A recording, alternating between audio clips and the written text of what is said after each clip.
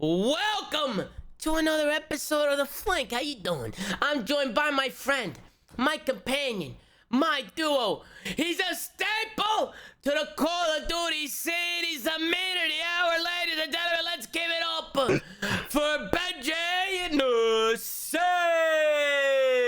Thanks, Tom. I appreciate the intro. It's been a long day, brother.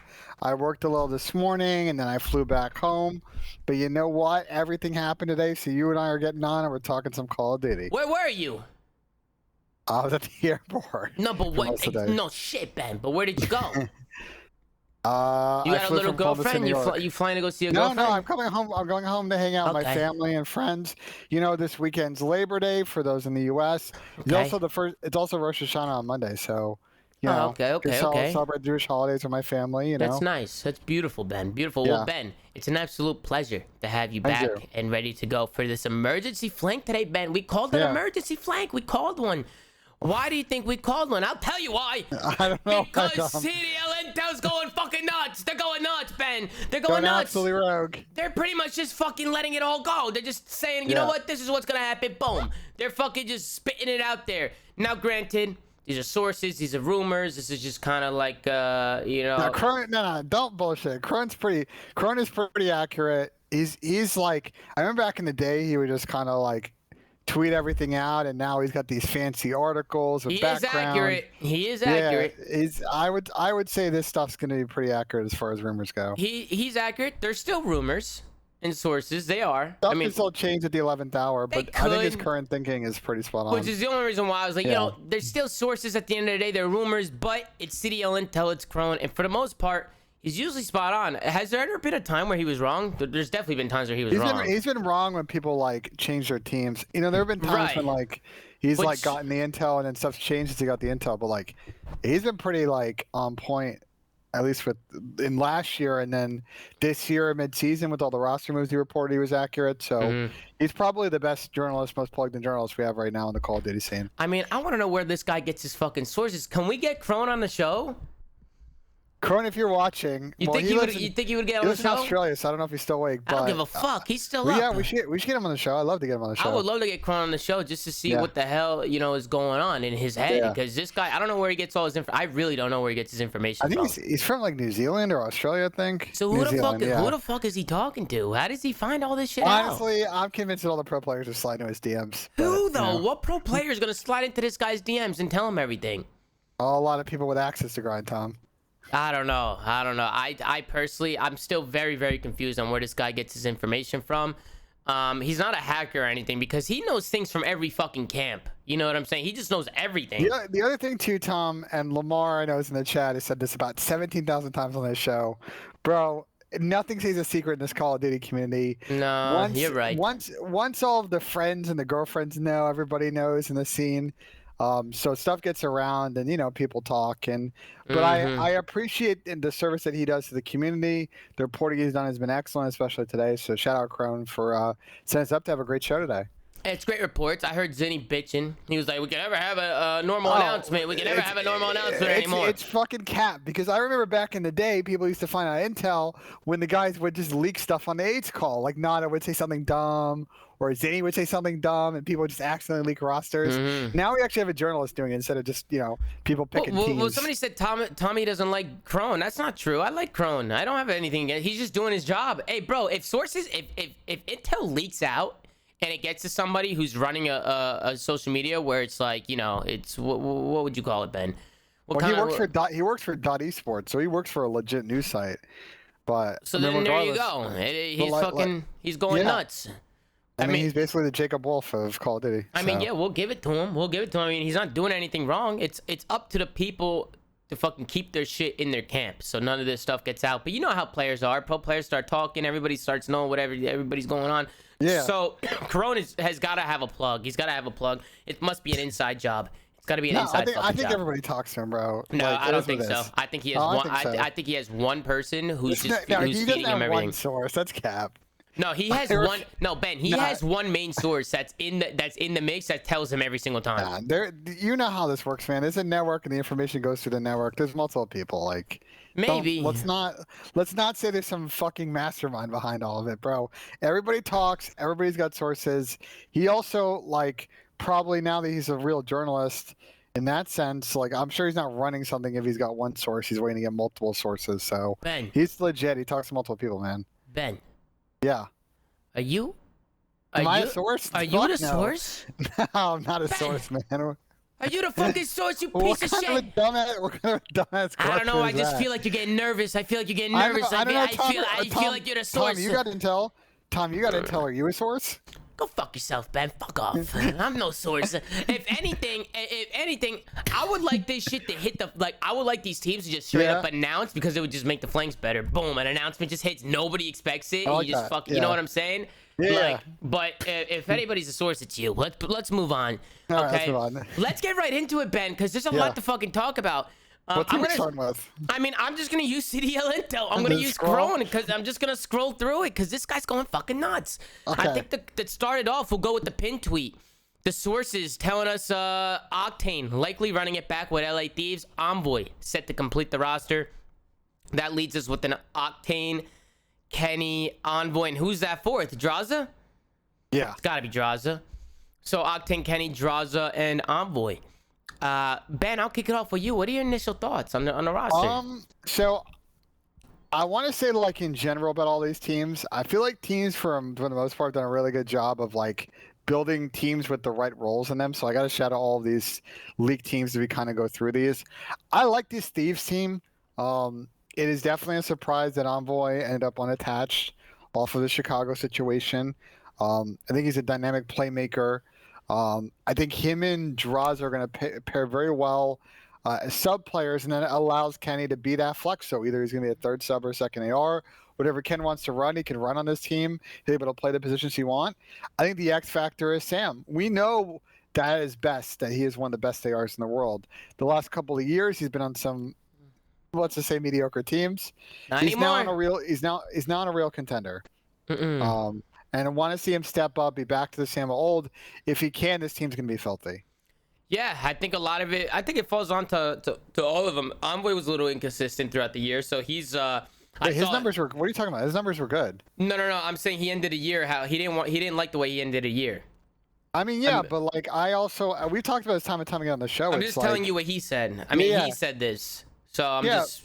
I know. I'm just saying what he said. I mean, Envoy felt like he, especially the end of the year, he had more to give. So he's coming back with the fire. I'm like Envoy's biggest fan. You know me, I fucking love Envoy. I like Envoy too. I think he like got a lot of stupid hate from the Reddit community, from Twitter, from sort of general hardcore Optic fans, because I feel like we've talked about this a few times on the show. Like he plays a very tough role on the team.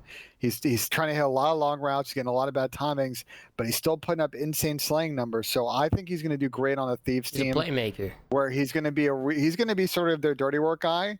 And I think he's fantastic at it.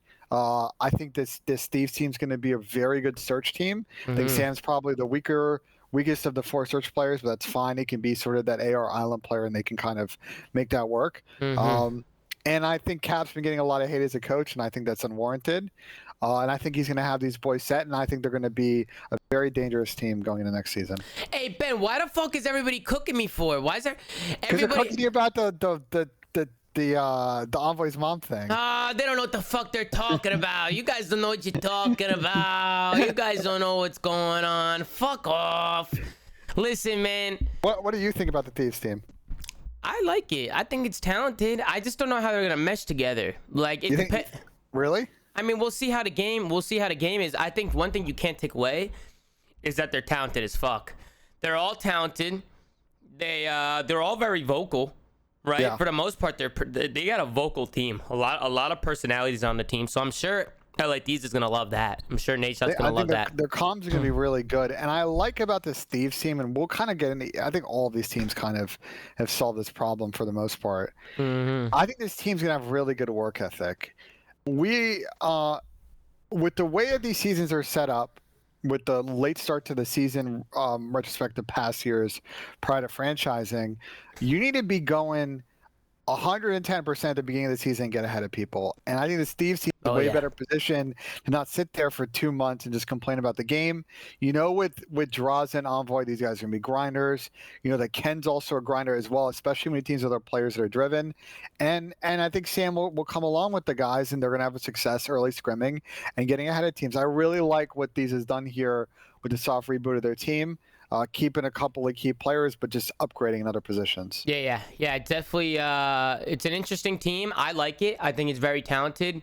It's obviously going to be up to them to perform and do what they do. But I think if you're Octane, you're very happy because the last 2 years he's been on dirt shit. So I think he's been really pissed off. I think he's finally he's finally got a team with talent around him. He's got a lot of talent. He's got a good Big Chill team. There are going to be times where this guy's going to be soaking up the whole time, and Envoy and Draza and Kenner is going to be absolutely frying. Yeah. But he's also going to have to reciprocate it too. It's not just a free ride. Like you look at the top ARs across all these teams, and he's got to match up and pull his weight in slaying. I think he can do it. He's a very talented player. Now that he's in a good situation, want to see him take that next step back up to the levels we've seen in past teams he's been on. Right. I feel like Draza and Envoy is a good mix as well. Yeah. I feel like their play styles are going to bounce well off each other. Now, how their chemistry is in game, only time will tell with that. But I feel like just the play styles and kind of how Envoy likes to play and Draza likes to play, it's a pretty good dynamic. I kind of like it. It's an interesting duo. I didn't expect a Draza Envoy duo. I didn't expect that. Neither did I. But I'm excited to watch it. I think if this team ends up unfolding again, I mean, Krone's saying it. People just, think this is what's going to happen. This is probably what is going to happen.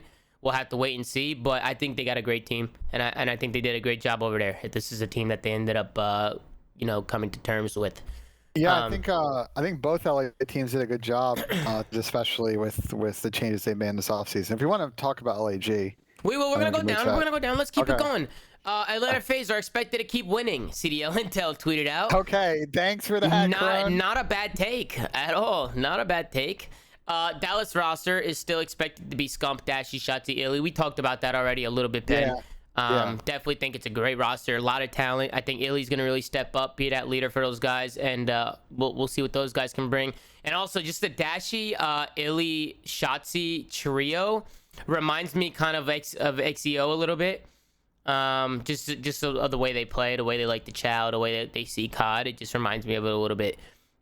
Chicago's Energy Esports roster is still completely wide open. Doubt we see any movement from that spot until it's sold. We don't really need to talk about that. Yeah. We'll see what happens with the spot. Not really sure what's going on there. Paris Legion have reached out to multiple challenger players from both EU and NA region. Unsure if they have an exact lineup ready to go. Ben, what the fuck is Paris doing? Because they never have lineups ready to fucking go. They wait till everybody's gone. They extended Theory. You know what I would love to see? So Reese Vivid and all of these rumors has managed to not end up on a team, which is mind-blowing to me. What I would like to see, Tom, a nasty team would be like the Western team, but instead of Zap, you get you get Reese Vivid. So it'd be Paul X, Venom, Tom Gravity, and Reese Vivid. I kind of really like that team. If Paris or Chicago back into that team, like that's a sneaky good starter team. A good grinder team. I think it's going to end up being something similar, just a mix of some challengers players, and hopefully they nail it right and get the right chemistry. Listen, man, he's got to get on a fucking team somewhere. He has to be. If he doesn't get on a team, then it just... Reese is getting on a team. It's going to be either one of these expansion spots, not expansion spots, I'm sorry, like either Chicago or Paris. Whoever's finding that spot or Paris. You think so, Ben? Are you Florida. sure? I mean, it has to be one of those three spots. There's no way Reese Vivid is dining up on a pro team. You know how it is, bro. Insane. You know how it is. There might be a really good sub player on the market, but that guy wants to duo up with this guy. Yeah. So that, maybe Paris is looking to make an EU team. You don't know what the fuck's going to happen. He might not make it on a team. I hope he does because he's a phenomenal player. There's no, considering that Florida does not have, well, we'll get to it in a minute, but they don't seem to have any sub players on our team. Paris team is empty. The Chicago team is now empty. I mean, there are spots for Reese Vivid. That's all I'm saying. And if he doesn't get in, some of these rosters have weaker sub players. He'll make it in the mix. Mm-hmm. Guys, I misspoke. There's no expansion. Come on, guys. Yeah, I mean, I know what you guys are talking about. At least as far as we know. He didn't mean it like that, Chad. He meant with the open spot. Yeah. That's what he meant. Yeah, that's what I meant. But CDO Intel, he goes on to tweet, unclear what direction Mutineers are going for with Neptune expected to be bought out by subliners. Yeah. They extended all their players, Skies, Awakening, Havoc, and Yeez, and are interested in signing Dave Patty, who plays main AR, They also parted ways with head coach Atoro today. Ricky Atoro was. Dude, they let go Ricky. That's why? So well, they might have Willett starting to coach that team, Who the fuck which is should that? be interesting. But Willett was kind of working with them earlier in the season, so that would be interesting. And I've heard good things. I mean, the players talked very highly of Willett, sort of prior to the end of the season. So, but that Florida team's going to be weird. So, what is the Florida team going to be like? Awakening, Skies, Havoc, and Yeez? That's a weird team. That's what I heard. It's a weird team. My cousin Vinny told me that like a week and a half ago, which is ridiculous. I don't know how Vinny knows this shit. A week and a half ago, he told me this, and I said, "Are you sure?" And he goes, "I think so." And I said, "Listen, I'm not a fan of the team, Ben. I'm gonna be honest. I'm not really a fan. I'm not a fan at all. I think Skies needs to be a main. I think you don't want Dave Patty and Skies on the same team. It's gonna bring back the same issues they just had with Big. Everybody was saying Big Wake and Skies. I don't think Skies needs to be the main. Just keep. I think Caesar's a beast. Just keep him as the main and build around Caesar. Pick up some 2 crack subs. Find a good flex. Like build a normal fucking team. It seems like pick up Reese Vivid, who we just mentioned is currently not on one of these teams. Right there you go. He's right down the block. You know, I don't understand. I don't get it, Ben. I don't get it. I think Yeez is an interesting player, but he had a very weird challenger season. He got a lot better at the end, but he's someone that's still a little bit raw. Takes a lot of ego chows. His slaying numbers can be very mixed if he gets kind of in that sprint mode. So I don't know. There's a lot of interesting options. I'd be very curious if that Florida team ends up like that, because if that's the case, they're going to end up sort of in that 10th or 12th spot and sort of preseason power rankings, at least at this rate. I mean, listen, man, and not because he's in the chat right now, but Nato's another one that they could pick up. You have so many talented subs and challengers. There's so many people there. I just don't know. Like, I honestly don't understand where people come to the conclusion to pick up certain people. Like, it just doesn't work. Like, I don't know how people think about the game. But personally, I think they're thinking about it in the wrong way. I think they just don't. They're not building teams the right way. They're not. I think well, here's what I'll say though. I actually think this offseason, most of the teams, especially some of the bottom teams, have actually built way better teams this year. I actually need to give GMs a lot of credit for some of these rosters I'm hearing, because they make a lot of sense. There are a couple of teams, and we'll get to it, that I think are making tremendous risks, but overall strategy for everyone across the board seems to make a lot of sense. All right, well, let's keep it fucking moving. All right, sources, Rocker are expected to stick together. You like to play by Rocker to stick together, or do you think they should? I like to play, and I see a lot of people saying, "Oh, teams are passing them by" or whatever. I don't really see a lot of players that they wouldn't have wanted to target to try and upgrade spots on their team. I think Rocker out of the box is an unbelievable S&D team. I think they're going to be positioned that way again next year. I think they just need to keep grinding. They just showed flashes of greatness, and if they can get the respawn to be more consistent, like their S&D, they're a top 3 S&D team in the game. So I really like the roster. I just don't see a reason for them to make a change. If things go south in the middle of the season, they made a change last year and they made a good team. Well, so that's one thing to think about, Ben. Rolling. That's one thing to think about. A lot of these teams that are taking risk have that in the back of their mind. We'll take the risk. We'll take the risk. We'll see how it goes. A month into the game, if we're getting fucking boop-bopped, we'll switch it up.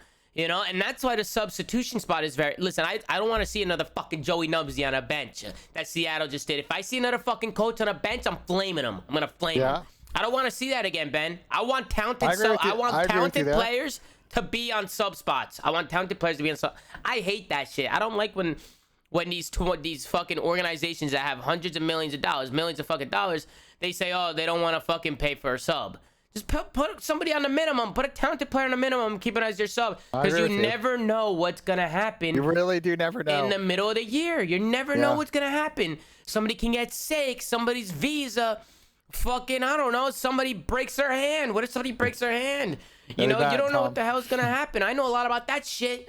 MC almost broke his hand one event. He fell off the electric scooter. Don't talk to me about the fucking scooter story. I told Trey. So much fall. I told Zero, Trey. I said, Trey, make sure MC doesn't fall off the scooter. Make sure he's going nice and slow. We need him. 10 minutes later, I get a phone call. Hey, what's happening, fella? MC fell off the scooter. I said, what are you doing, Trey? You serious? Wait, it's even worse because he took a photo of MC just lying on the ground. I said, Trey, you fucking serious? He fell off the scooter. Well, how is he? He was just laying there. I said, well, pick him up. Pick him up. His arm was all scraped up. I said, Jesus Christ, because that was my kid. That was my son. That was like our bread and butter. We needed MC. I said, you know, we need that guy. But luckily, he was okay. Thank God. We also have Enable coming in with our 21-month resub. Let's give it up for Enable. Let's get Enable to chat. Ian, you could join up if you want. It's up to you. Whatever you want to do. But let's keep it moving. Let's keep it rolling. I like the way you think. Ben Sources. Crimsix eyeing reunion with Clayster in New York. Neptune actively on a subliner's radar. Ben, you are not a fan. So this roster was one of the earliest rosters to kind of like get around the network of people in COD. I think you and I have known about this for a while. I don't think it's a bad roster. I think it is a risky roster for a couple of reasons. And I want you and I to kind of dive in and sort of explain to people what's going on here. So I think the first thing, I see people in the chat kind of spamming it. You know, the Clay and Crim duo is very good. They've won countless championships across different games. I think the difficulty with sort of the pair they have here is that if it's a 3-sub game, their team is not going to be set up for success in the way that other teams are. So off the bat, I mean, I assume you agree with me, but that's definitely like one of the risks they're taking here. If it's a 2AR game, I think they're set, and we'll talk about that in a second. But for 3 subs, like Clay or Crim is your 3rd sub compared to, you know, like the LEG roster, the Thieves roster, the rumored Optic Dallas roster, even Minnesota. Like, you know, I don't see it. So you don't like it? Well, what about the subs? So here's my thing. The rumor subs with Neptune and Hydra, you got to talk about them too. So here's my thing. 2AR, 2-sub. I'll give my thoughts too. I like the thought process with this team is this, from my understanding, and this is us just taking an educated guess, is that they're going back to sort of how they kind of approached that Dallas team last year in Modern Warfare. Okay, we've got Clay and Crim on the team. They're going to hold anchor on what side of the map we want to be, hold down cuts, hold down pinch, play the AR power positions, and cut off the map. Everybody else on the team work off each other and go rogue because we got your spawns. And that worked great in 5v5 with squad spawns where you couldn't get punished for a lot of bullshit. I think in 4v4, the margin for that of error in that playstyle is like very narrow. They are players who are going to need to really fry because if either of those ARs are having a bad game, the cohesion, the chemistry is not going to be as good as other teams if that's your kind of duo's playstyle. But if Clay and Crim are as good as they have been in their careers, like this team will be filthy because you know that Neptune's making plays, you know the Hydra's making plays. Where I worry, Tom, is a little bit on communication because Neptune and Hydra, as communicators, can do the basics and some of the moderate stuff, but they're not elite communicators in the way that Clay and Crim are. And I look at some other teams where they're 4 deep at elite communicators. So I think the small talk is going to be an early focus for this team for them to really emphasize mastering the communication, understanding what they want to do as a team in order for them to execute their system well. I think the team is okay. I like the roster based off the circumstances that was going on. I'm definitely upset Asim's gone. I didn't want to get rid of Asim at all. I didn't agree with everything that was happening. But at the same time, like, I'm not on the team. I'm not a GM. Like, I'm not on the COD team, like the starting roster team. I'm not the GM. I'm not anything. Like, I definitely try to help out as much as possible and give my opinions on shit. Asim was one I did not want to let go. If he is going to go, I mean, I know that this is all rumors and stuff, but this is CDL intel. This is pretty much what's going on. We'll see what ends up happening. I think keeping the team together was something I wanted to do. Still interested in trying to keep the team together. But I don't know if that's going to end up happening. And nothing has been signed. Nothing has been done yet. I think most of it has just been like, you know, do certain people want to play with certain people? You know what I'm saying? Yeah, it's pre-communication because I believe until the 5th people can't actually sign contracts, right? Yeah.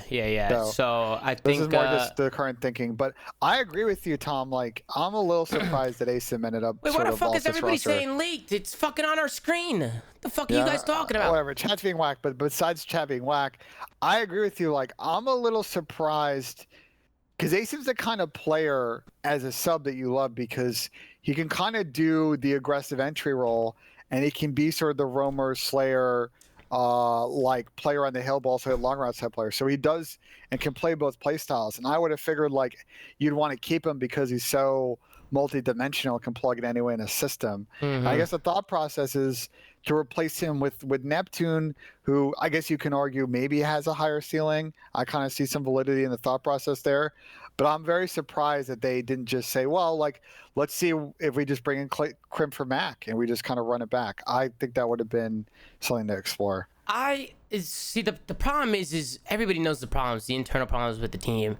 There's definitely like a Clay, Clay wasn't getting along with some people on the team. Not really getting along, but like there definitely need to be some changes because they just didn't want to play with each other. It was pretty even throughout the whole team. They just didn't want to play with each other anymore. Like the team, which to me, I'm like, what the fuck happened? For one, for me, it's hard because I talk to Clay, he says one thing. I talk to Asim, he says another thing. I talk to Bobble and JP, and they're telling me shit, and Farzam and all the guys over at New York. It all sounds different to me, no matter who I talk to. So I'm like, listen, I don't know what the hell's going on. Like that's one of the main reasons. Like I'm trying not to get too much involved anymore because like. Yeah, it puts you in a weird spot. Yeah, and I feel like a lot of stuff I was saying too behind the scenes, like wasn't even just like I would tell Clay something, tell like Asim, like even the New York people, like kind of my opinions on it, and it kind of went through one ear out the other. Like they really didn't like listen to me too much. So like at the end of the day, I understand that the team is being made amongst the players as it should be. I shouldn't make the team, but I definitely gave my opinions on it, and I'm sure that New York respects my opinion and they thought about it. And then I think with everything, my opinion, Clay's opinions, Ace and Mac, I'm sure they got Hyde's opinions, the coaches. Yeah. They ended up coming up with a roster like this. Now, is it final yet? No, nothing is final until that pen hits the paper. Because I've seen things happen before where things were final and then teams end up having to walk it back because shit hits the fan and they have to make it work now. And we also haven't had a Chris Paul situation. The league's been like, hell no, and just says, this absolutely can't happen. But for me, in the beginning, I was just like, why can't we keep the team together? What's the problem? Like, who doesn't like who? Who doesn't want to play with who? Like, what's the issue here? I don't really want to just, like, spew everybody's fucking personal problems out on a show because that's not what I do. But one day, I would love to get some of the players on, and maybe they can talk about it a little bit. I think post-roster mania, we'll get people on. There's going to be a lot of people that had thoughts about how this went down. I think from my POV, one other point I want to make about this team, I think the coach is going to be very important because then you end up with sort of a repeat of some situations where it becomes like a 3v1. So I would love to see someone like Looney end up on this team, and that puts Dan in a very interesting spot because like he doesn't have to be like bad cop all the time. He can kind of be like what Chris did, Chris Crowder did on 100 Thieves, and be good cop and be essentially the Crim and Clay translator to the two guys on the team because that's kind of what the dynamic's going to be. So I think coach is going to be super important to this New York roster to kind of round it out if this is the four that they're going to run with. Well, let's talk about it. Revan was the one who was coaching. He ended up announcing that he was free agent or restricted free. I don't remember what he announced. I'm pretty sure he's a free agent. But Bobble was the one who was let go as coach, and that was interesting to me. I guess it was just like a personality type thing. Maybe they thought they needed somebody else. Like, it's not that he's a bad coach. I think Bobble did a great job. It's just that maybe somebody else might be better for the job for this roster. I'm not really sure what they were thinking with that one. But you know how it is. Some coaches have different approaches. You know what I'm saying, Ben? Like some coaches handle things in different ways. So maybe they're definitely looking for somebody else. They could also re-sign Bobble. They could, which could be a possibility. I mean, there's a lot of coaches floating out there in the void, so we'll see who they go with. There's a tough team to coach because you've got two established veterans that have won COD champs quite a few times and won a lot of championships, so their kind of opinion, they're going to have a strong opinion on how they want to play, so commanding respect to the full team and gaining that respect is going to be very tricky. That's why I would like to see them go with someone who kind of matches their expressive personalities and then kind of switch it up in the dynamic of the team. And I think that'll create like really good harmony, at least from my POV. I think the last thing I'll say about the New York roster is I like the roster, but I think there's a big question mark for me. Like, I just don't know what of all these rosters that are being built, this is the one that has the most risk. Yeah, there's a lot of risk. If it's a 3-sub game, if it's a fast 3-sub game, this team's going to have to do a lot of work to convince me that they're going to be in that top 4 conversation. If it's a 2 AR game, I really like the way this team is built. But definitely going to be one to watch to see how they start off the season. I mean, I'm thinking a chemistry thing as well. You know, how's Yeah. Krim gonna handle? Like, how are they gonna work with Paco? How's Paco gonna work with? Like, how's Neptune gonna fit in with the squad? Like, I'm worried about the team culture a little bit as well. You have two really going rogue players, so like if they're not kind of playing in system, there's going to be a lot of tension.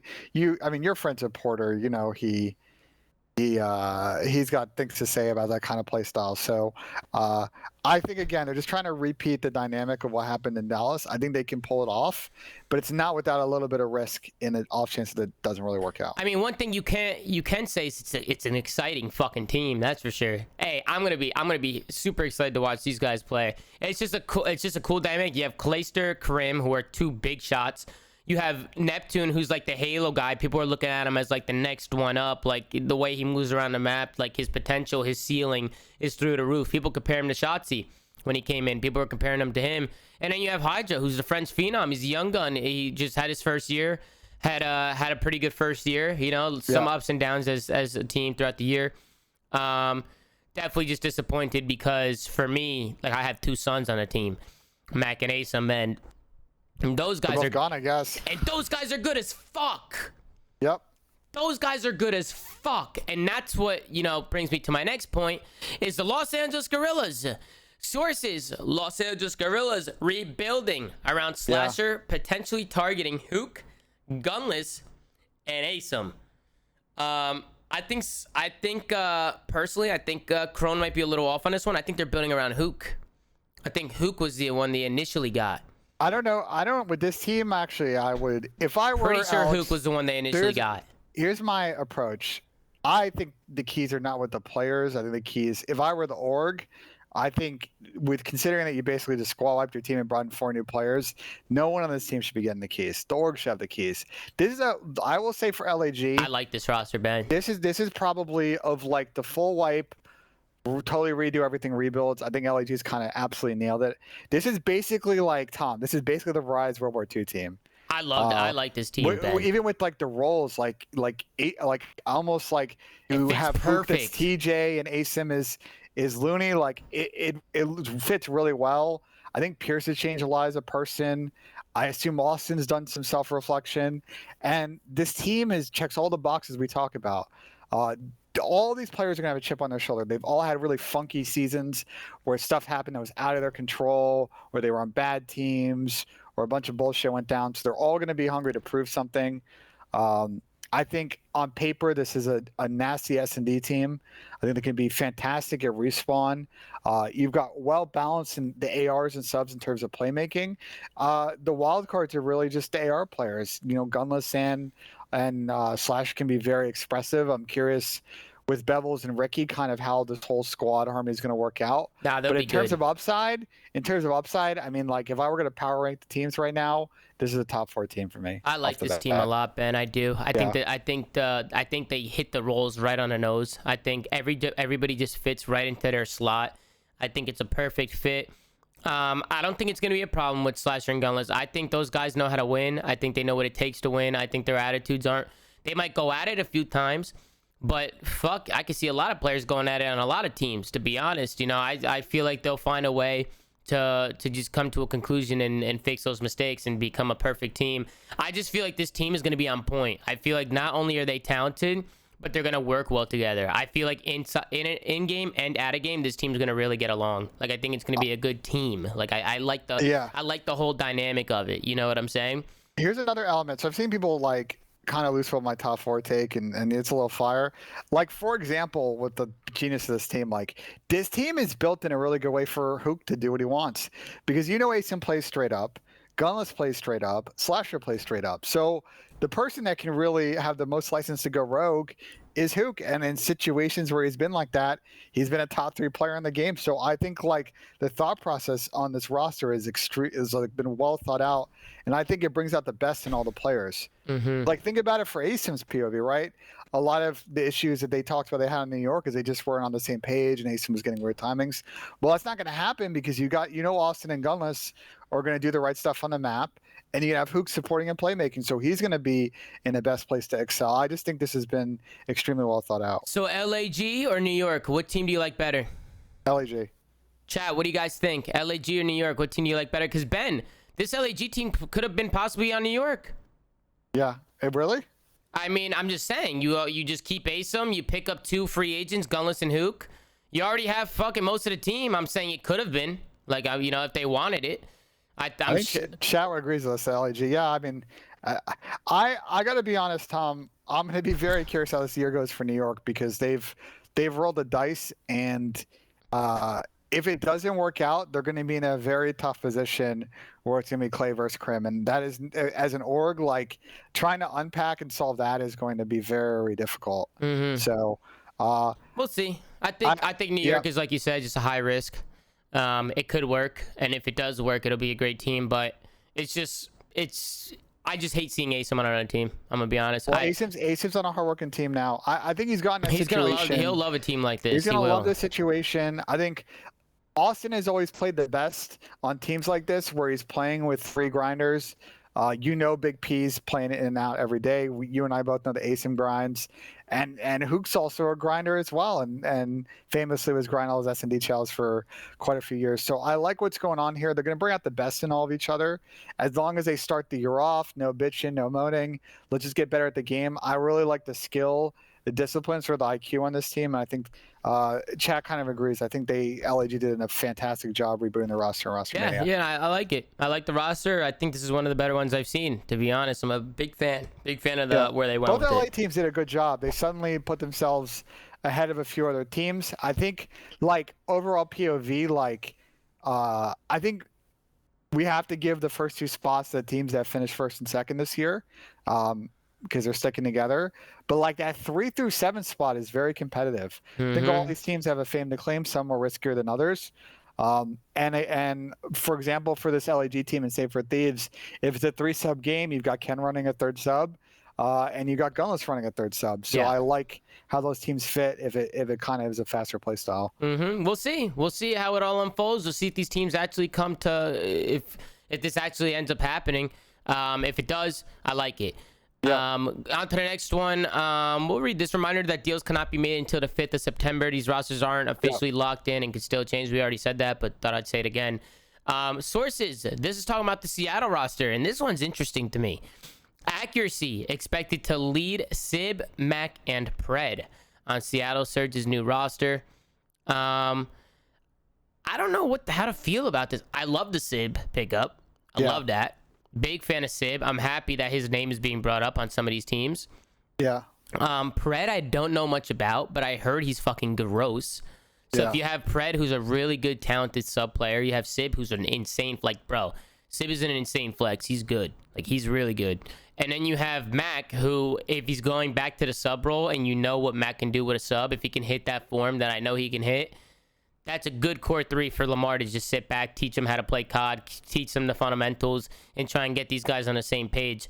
I know it's an interesting team. It's a weird team. And everybody's saying top 12, top 8, you know, people are going to cook them. But it's not that bad of a team, Ben. It's a good project team. I don't know if this team's going to be amazing off the bat, but if they're patient, I think it'll work out well. One thing with Sib, too, this year, if snipers are back, I mean, you know how disgusting he was with the sniper in Modern Warfare. He's gross. Sib is gross. My only concern with this team is attitude problems. And I'm not just talking about Sib. I'm talking about all of them. I don't know how they're going to get along. We'll see. I hope that they can get on the same page. So Joey, they let go of Joey Nubsy, and they have Sam Phoenix. And some of our casual viewers probably don't know Sam very well. He's coached a lot of amateur teams recently, coaching that Wester Easter group. And people around that team have said nothing but great things about him. So he's going to get a shot here. I know that Sam's very passionate. I think him and Lamar are going to have to get on the same page early. This team will have their ups and downs. And I think from my POV, I'm going to be patient with this team. We're going to give them a couple of months to kind of gel once the season starts. But I think they have potential to kind of sneak up on some people. Pred's got a lot of buzz behind him coming into this year. A lot of people saying he's sort of next up as one of those talented sub players. You know, Dante finally gets a real shot with a pro team. And we know what Matt can do. So I like it. Maybe Dante can run a sub. Let's see what he can do as a sub, as sort of a second sub at the pro level. I think he'll excel. A second sub? What do you mean? Well, because I seen Pred would be the main The sub, main, right? and Mac is gonna be the second sub. Oh, so Mac's running second sub. There's no way you're throwing Sib on a second sub. That's why I'm confused. So Mac's No, running just full-time sub now? Sib. You have to let Sib do whatever the fuck he wants to do. I'm just confused. So Mac's not running Flex on this team. I'm guessing that Mac is gonna be running the second sub. That's what I'm guessing. Okay. Well, I like Mac on a sub. Yeah. I like Mac on a sub too. I fucking love Mac on a sub. I used to tell Mac to run a sub all the fucking time. I love him on that shit. I just like Mac on a sub because he's aggressive. He's not scared to make plays. Bro, I don't think anyone on this team is scared to make plays. Pred and Mac might be a great sub duo. I don't know much about this Pred guy, but people talk very, very highly of him. Yeah. Like, they do. They really do. The same way they talked highly of Hydra, and he definitely panned out. So. Right. So, like, this might be a really talented, like, bro. And then you have Sib on the flex. And then even Lamar in the main, like, bro, this is a good. It's not that bad of a team. It's another risky team because I don't know how they're gonna mesh, and it's a little weird because you don't see these guys. There's a lot of chemistry between Sib and Mac. Those guys go way back. They played together before I picked up Mac. Like, Sib and Mac are like best friends. I'm pretty sure they lived with each other. So I think it's a pretty good. Like, they're gonna have good chemistry, and they are both really, really talented. I just think Tom. This is one of those teams that things can go south early if they just bitch and moan, and it's a little bumpy because like they just got to keep their heads down and just sort of grind. They're going to get smoked by Toronto and FaZe and a couple other teams at scrims at some point in the early on this year in November, December. But I really like the upside with this team. There's a lot of raw potential. I think you and I know firsthand that Accuracy is one of the best minds in COD. And he'll teach these guys the basics of a system. And I think Lamar has learned in his career that with players like this, they don't need to play that super structured. They need to have some structure, but figure out how to tell them, look, let's play structure and then set up those opportunities for you to go rogue and make plays. And if they play that way, I think like they've got the talent to match a lot of teams. They're going to sneak up on people. They could be good. They could be shit. I don't know. I think they're going to be more towards the good side. I think a lot of people are calling them shit right now. Like, I mean, the chat literally That's because a lot of these teams are stacked. I mean, it's just purely on like known quantities. A lot of these people in the chat just spam top 12, and it's fair. I respect everybody's opinions. I just think it's a team that might be going under the radar a little bit. If Pred lives to the hype that he's being hyped at, if Mac hits that ceiling he knows how to hit, hopefully Sib can mesh well with everybody because he's fucking really, really talented. And then Lamar's going to have to teach these guys how to play the right way. Like, Lamar has a lot of pressure on him right now because he's going to have to, not pressure, but he has a lot of work to do if this is a team. Like, he's going to have to teach these guys. We've seen a lot of these teams in this spot, like, no offense to the LG team of last year, but like trot out a roster and you're like, that roster's not going to win. Like, the win condition is not there. This team, I can see the path to them being a good way to put it. That's a good way to put it. Is it riskier than other teams? Absolutely, because like everybody but Accuracy and Mac are like unknown quantities at the pro level. We know that they're nasty, but they haven't ever played at this level on a pro team. So we'll have to see how they perform, but I like the thought process here from Seattle. It's not bad. In their position, this is a good play. Not bad. Somebody said to talk about Toronto Ultra. He says sources Toronto Ultra are expected to stick together. I know Kleenex is definitely on the move, maybe. Talking to people, talking to teams. His contract was up. You're saying he's not? Are you thinking they're sticking, or are you saying they may not stick? No, I think they're going to stick, but who knows what the fuck's gonna happen with I think they're gonna stick, but they could not stick. I don't know. I could see Kleenex making a move somewhere. Maybe on that LA Thieves roster, Kleenex Envoy instead of Draza, maybe. I don't know if I would do it for Thieves. If I'm Toby, this is a great opportunity to get an offer, get Toronto to match, and get yourself a bag. That's what I'd be doing here. Yeah. Generate an offer, which is probably what he's trying to do. With the org you were just on, and now you've got more money. It's just business. Your teammates will get over it in about 3 seconds. You'll be big chilling, and then that team's got really good understanding. Dude, like, we saw them after they lost. Like, they were vibing as a team. It wasn't people just separate, sulking in the corner. It's like, as a squad, they win together and lose together, and, like, that's what you want to see. And I really like the upside with them, so they just need to keep at it. And then this is interesting. Sources, Zero, Nasty, and Gizmo at the top of London Roll Ravens. Gizmo. What is this? My son, my dog, Michaela's dog. Gizmo's coming in. Gizmo's coming. He's gonna start frying. I don't know. I love the Trey Zero. Yeah. I like Trey. I want Trey to come back in. I want to see what Trey can do because he missed out on a whole. He literally missed out on a year COD. He didn't play a year COD, which is fucking nuts. He scrimmed with them for like 2 months at the beginning of the year, but like once he couldn't get over, it was chalked. I like the Nasty. I think Nasty's a really good player. And I'm hearing another one. I'm hearing Gizmo is fucking nasty. Yeah. And he's an AR, right? That's what I've heard. I heard he's an AR too. So it's going to be what? Gizmo maybe on main, Trey as the flex. Maybe Trey just doing whatever he wants. Maybe they need another sub player here to go on board with Nasty. Unless I'm wrong and Gizmo's a sub player. But I'm pretty sure I heard that he was an AR. Oh, yeah, Afro. There you go. So they're good. They're good on Wait, rolls. that team might fucking bang. Yeah, so this is another, like, I'm telling you. They live up to the hype. The only team I'm looking at like Roster Mania and like I want to see what they do right now is Florida, because like all the rest of the teams like kind of make sense on paper.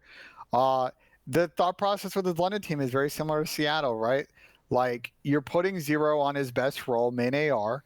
He's gonna be the emotional leader and then like literally the leader of this team. Afro played very well at times in the Pro League, mind you. Their teams are very up and down, but I don't think that's his fault. Gizmo will need some time to kind of adjust. You know, Nasty. Again, this will be like the Seattle situation. Let's be patient with this team. They may have a first part of the season where they suck, but like if they get at it and they continue to grind, like they've got the talent on this team to break through and be a real solid option. I like the thought process here again. I can actually see maybe Trey on main. Gizmo is like that kind of flex. Like he'll maybe run the second AR or sub depending on whatever. I know Trey can do that really well. I just don't know much about Gizmo. I don't know. Trey can run a sub. Trey can do fucking anything. Having seen Trey run main, especially on this team, like it is going to be the best role for him with how fast theoretically the rest of this team plays. He's not a slow main AR. It's an all EU team, correct? That would be an all EU team. Yeah. So you're representing, doing a good job representing the UK. I like Trey as a leader. I do think that this team will be one of those teams that I'm curious that if they do become a contender, can they get over that last hump and win? That might be a little bit tricky, and they might need a full year to kind of get there. But again, from an overall roster construction like goal perspective, I like what they're doing here. Yeah, it makes a lot of sense to me. I like it. I like it a lot, honestly. I didn't even see this till right now. There was so much shit happening. Everybody just started spamming in my chat because I was playing Warzone. Everybody's going nuts, spamming shit. I didn't actually scroll through CEO Intel and check all this shit out. London was the one question mark for me behind the scenes. I wasn't hearing much about them. So to see this roster unfold now and seeing Crone tweet it out, I don't mind it. I think a lot of it's going to come down to how good Gizmo actually is. I'm telling you, people talk highly about this guy.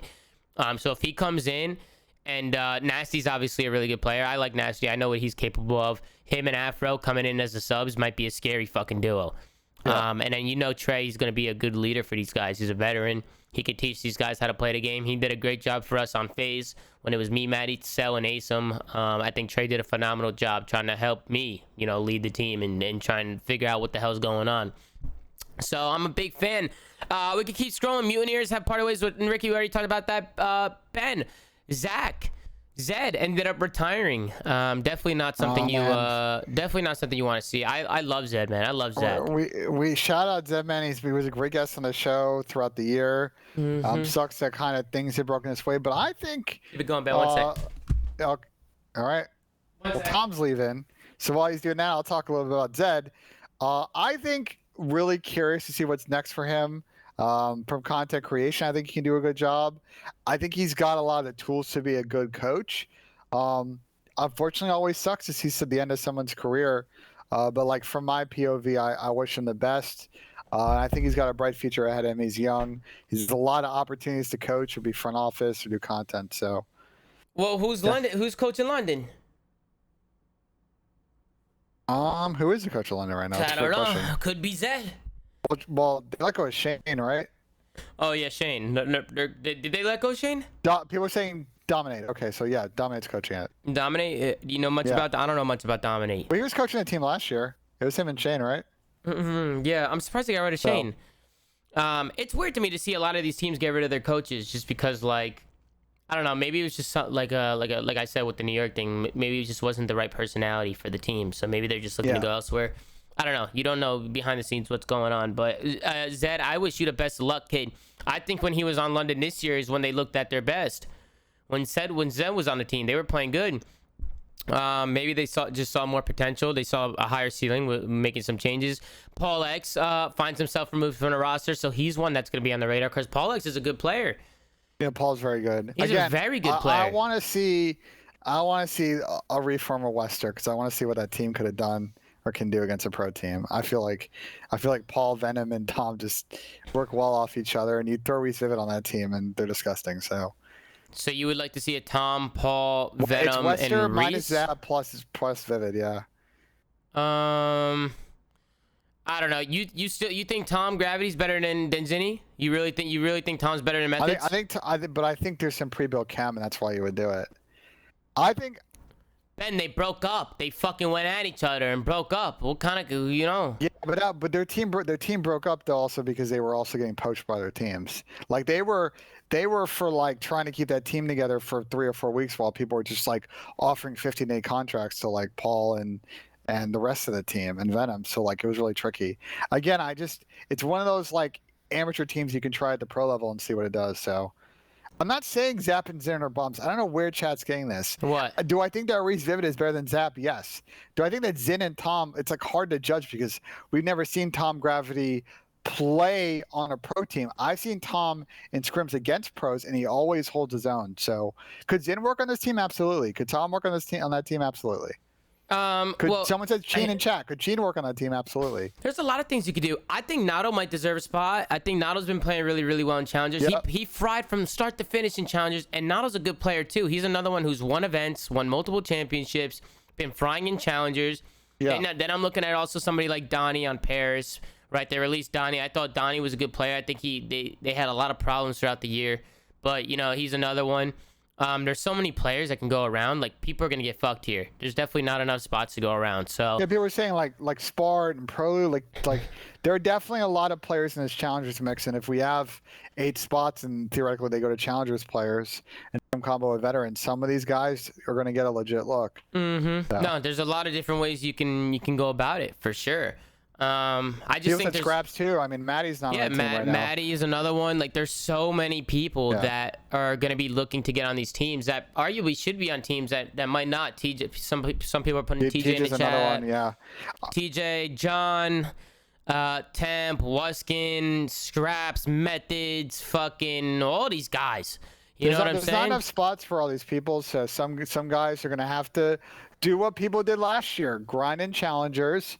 And then when these teams inevitably want to make Pristini and Apathy, I don't know where these guys are going. I don't know where people are getting fucked here, chat, for sure. I mean, there's only a finite amount of spots. Some of these guys are going to have to grind through Challengers at the beginning of the year and just kind of wait until other spots open up when some of these teams struggle. So it'll be very interesting to see how it goes down. Let's keep scrolling, Tom. I mean, we could keep scrolling. I'm pretty sure that was everything, was it not? Unless I'm missing some things. I mean, the chat could definitely keep us updated. Did we miss any of the rosters? There's a lot of shit going on for sure. But I think we went through most of it. Slack's another one. Slack's been good. Preston is taking a year off. Where'd you hear that? People are saying Pristini's taking a year off. I did see Pristini tweet something about how, like, I forgot how he worded it. But something about, you know, taking a break or something. He tweeted something. I don't remember exactly what he said. I thought he was just emotional, like just tweeting emotional, you know, like emotional stuff. Because it was during a rough time. But we talked about everybody, Ben. I'm pretty sure. We got through most of it. I think as time unfolds, we'll see if a lot of this actually happens. And then once some of these rosters come into play, I would love to get a lot of these players on to just talk about their experiences in the off season. I'm sure Clay will come on, they'll come talk about some stuff, and then on all these other teams. I had this person hit me up to come on, so we can book him at some point. You can't say it? Who is it? No, I don't want to say it. Okay. Well, yeah, he can come on. I don't want to do that to that person, but like we've got people interested to come and tell their stories of last year and this year. So I think that's what we're going to spend a lot of this gap time doing, get people on, talking about what went on last season and what went good and what the thought process is this season, and kind of walk through all that and get some questions from you guys out to them for them to get some answers. Yeah, I know some people like, listen, man, you guys are rushing into things. Like, come on, you guys are like power rankings, do a power. Like, listen, they're all rumored rosters. Once we have official rosters, we'll do a power ranking. And then I see a lot of people saying, talk about Optic. We had a whole episode dedicated to that Optic roster, so it's on my YouTube channel if you guys want to go check it out. But we definitely talked about that Optic roster. I mean, I'll say it again, they're just fucking extremely talented. I think that roster is gonna be nuts. Top 4 team for sure. It's going to be up to them to put it together and play COD the right way to win events, but their talent alone is going to put them at the top. People are saying temp tweet. We'll tune into the temp tweet. But other than that, Ben, I think we're going to do an awards show. What are your thoughts on that? Yeah, I got to go through. We have a list of awards. I got to kind of pare it down. I think then you and I need to figure out how we're going to vote on these awards. But yeah, we'll probably do it at some point here in the next week or so. Well, the chat completely trolled me once again. So Don tweeted, this was last night, I believe. Every time I open this app, I see someone else crying about not being in the league. Y'all trash, 3 laughing face emojis. Yeah, I saw that last night. Yeah, I mean, that's just Donnie being Donnie. Yeah. You know, he said every time I open his app, someone else is crying about not being in the league. Y'all are trash. It did numbers, too. It did numbers. That tweet definitely did hit. It's just Donnie being Donnie. He's a fucking character, bro. He's just trolling. He's just having a good fucking time. Don has said that he's your favorite player's favorite player. So, you know, that's one of my favorite Donnie quotes. What did he say? There's I don't remember what NBA player originally said that quote, but Don said that he's your favorite player's favorite player. Oh, I like that. It's a good quote. It's not that bad. But listen, we're gonna do an award ceremony sometime during the week. We're gonna be giving out awards to some funny awards, some serious awards. I think we're gonna come up with a bunch of them, and then we'll host it. We'll have a show and we'll talk about it. Again, these are all rumors, chat. Usually Crone is spot on with these rumors. That's why we're talking as if, you know, this shit's actually happening. So we'll see how it all unfolds as time goes on. But Ben, anything else you want to say before we end the show?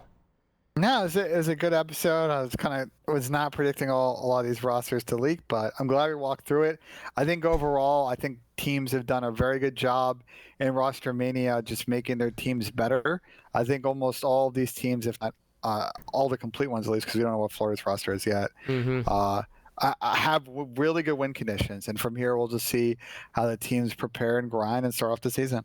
Yeah, again, before we end it, I just want to say, I would love to talk about some of the stuff that goes on behind the scenes and kind of how stressful it is for professional players to be going through roster changes and be going through these time periods. I would love to have some people come on and really talk about it.